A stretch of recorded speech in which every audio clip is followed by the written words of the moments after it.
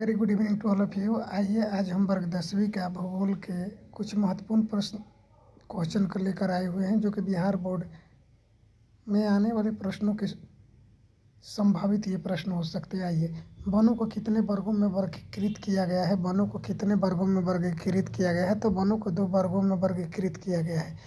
1951 से 1980 तक लगभग कितने वर्ग किलोमीटर वन क्षेत्र कृषि भूमि में परिवर्तित किया गया है? तो 26,200 वर्ग किलोमीटर, 26,200 वर्ग किलोमीटर।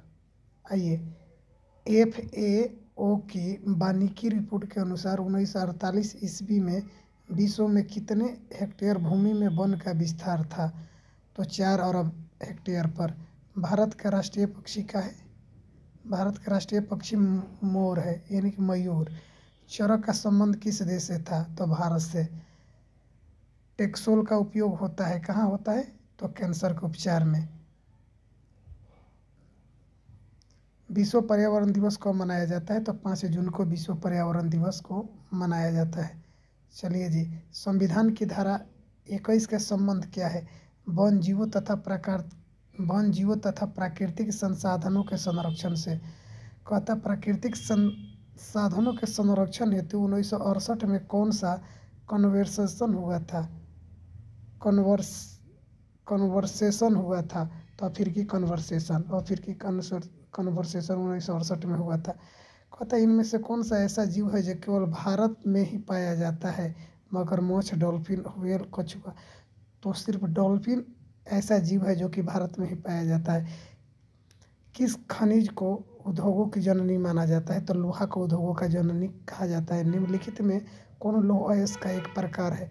Bituminous, anthracite, haematite. इनमें से कोई नहीं था हेमेटाइट।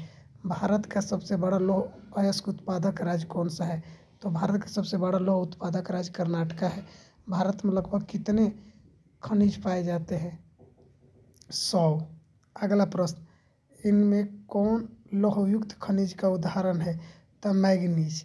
मैग्नीज जो है लौहयुक्त खनिज का उदाहरण है। इनमें कौन अधात्विक खनिज का उदाहरण है? सोना, चांदी, टीन, अभ्रक। अभ्रक जो अधात्विक होता है। छत्तीसगढ़ भारत का कितना प्रतिशत लौह अयस्क उत्पादन करता है? 20%। मैग्नीज उत्पादन में भारत का विश्व में कौन सा स्थान है? तो तीसरा। 1 टन इस्पात बनाने में कितने मैग्नीज का उपयोग होता है? 1 टन इस्पात बनाने में कितने मैग्नीज का उपयोग होता है? तो 10 किलोग्राम। उड़ीसा किस खनिज का सबसे बड़ा उत्पादक देश है? मैग्नीज का। एल्युमिनियम बनाने के लिए किस खनिज की आवश्यकता होती है? तो एल्युमिनियम बनाने के लिए बॉक्साइट है। बॉक्साइट का ही अयस्क होता है एल्युमिनियम। देश में तांबे का कुल भंडार कितना है? 125 करोड़ टन। बिहार झारखंड में देश का कितना प्रतिशत अभ्रक का उत्पादन होता है? तो 80%। सीमेंट उद्योग का सबसे प्रमुख कच्चा माल क्या होता है? तो चूना पत्थर। किस राज्य में खनिज तेल का विशाल भंडार है? असम, राजस्थान, बिहार, तमिलनाडु। तो असम में। भारत में किस स्थान पर पहला परमाणु ऊर्जा स्टेशन स्थापित किया गया था? तो तारापुर में। कौन सा ऊर्जा स्रोत अनवीनकरणीय है? जल, सौर, कोयला, पवन। जल, सौर, पवन सब नवीनकरणीय है, जबकि कोयला अनवीनकरणीय है। तो उत्तर होगा कोयला। आइए, प्राथमिक ऊर्जा का उदाहरण नहीं है कोयला, विद्युत, पेट्रोलियम, प्राकृतिक गैस। तो विद्युत जो होता है वह द्वितीयक ऊर्जा का उदाहरण है, जबकि कोयला, पेट्रोलियम, प्राकृतिक गैस सभी ये प्राकृतिक ऊर्जा का उदाहरण है। ऊर्जा का गैर पारंपरिक स्रोत क्या है? कोयला, विद्युत, पेट्रोलियम, सौर ऊर्जा। तो गैर पारंपरिक स्रोत क्या है? सौर ऊर्जा। गोंडवाना समूह के कोयले का निर्माण कब हुआ था? 20 करोड़ वर्ष पूर्व। भारत में कोयले के सर्वप्रथम उत्पादक राज्य कौन सा है? भारत में कोयले का सर्वप्रमुख उत्पादक राज्य कौन सा है? पश्चिम बंगाल, झारखंड, उड़ीसा, छत्तीसगढ़। तो झारखंड है। सर्वोत्तम कोयले का प्रकार कौन सा है? एंथ्रासाइट, पीट, लिग्नाइट, बिटुमिनस। तो एंथ्रासाइट होता है सर्वोत्तम कोयले का प्रकार होता है। मुंबई हाइड क्यों प्रसिद्ध है? कोयले के निर्यात हेतु, तेल शोधन कारखाना हेतु, खनिज तेल हेतु, परमाणु शक्ति हेतु। तो खनिज तेल हेतु। भारत का प्रथम तेल शोधक कारखाना कहाँ स्थित है? तो डिगबोई में। प्राकृतिक गैस किस खनिज में पाया जाता है? तो प्राकृतिक गैस पेट्रोलियम में पाया जाता है। भाखड़ा नागौल परियोजना किस नदी पर अवस्थित है? तो ये सतलज नदी पर है। चलो जी, भारत की सबसे बड़ी नदी घाटी परियोजना कौन सी है? तो हीराकुंड नदी घाटी परियोजना है। ताप विद्युत केंद्र का उदाहरण क्या है? गया, बरौनी, समस्तीपुर, कटिहार। तो बरौनी जो है ताप विद्युत केंद्र का उदाहरण है। यूरेनियम का प्रमुख उत्पादक स्थल कौन सा है? डिगबोई, झरिया, घाटशिला, जादूगोड़ा। तो जादूगोड़ा है, ठीक है जी। एशिया का सबसे बड़ा परमाणु विद्युत गृह कौन सा है? तारपुर, कल्पक्कम, नरौरा, कैगा। तो तारापुर। भारत के किस राज्य में सौर ऊर्जा की विकास की सर्वाधिक संभावनाएं हैं? असम, अरुणाचल, राजस्थान, मेघालय। तो राजस्थान में। आइए चलते हैं 68वां। ज्वारीय एवं तरंगीय ऊर्जा उत्पादन हेतु अनुकूल परिस्थितियां कहाँ पाई जाती है?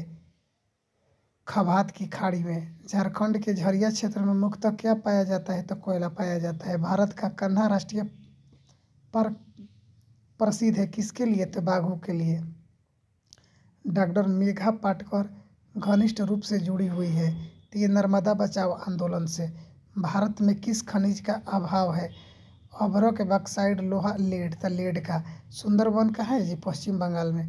किसने कहा संसाधन होते नहीं बनते हैं? जिमरमैन ने कहा था। जिमरमैन ने कहा था कि संसाधन होते नहीं बनते हैं। आइए हम 75वां प्रश्न लेकर आते हैं। पीतल बनाया जाता है तांबे से, जास्ती से। तांबे और जास्ते दोनों से। तांबा, जस्ता और टीन से। तांबा और जस्ता दोनों से। सर्वाधिक वर्षा होती है पूर्णिया में, चेरापूंजी में, कोची में,